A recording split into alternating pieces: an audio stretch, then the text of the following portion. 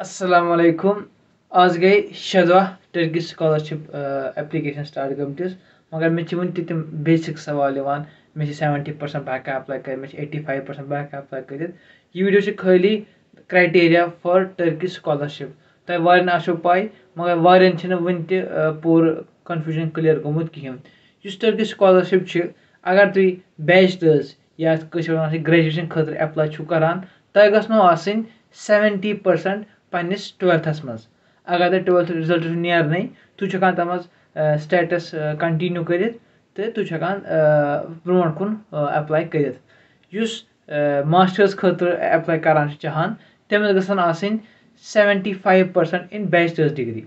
one PhD खतर apply कर तमिस गसन 75 in masters degree base age limit तुस बैचलर्स सह गि 21 वुहर खुद बोड़ आसन कह मास्टर्स सह गि 30 वुहर खुद बोड़ आसन कह तो बेस PhD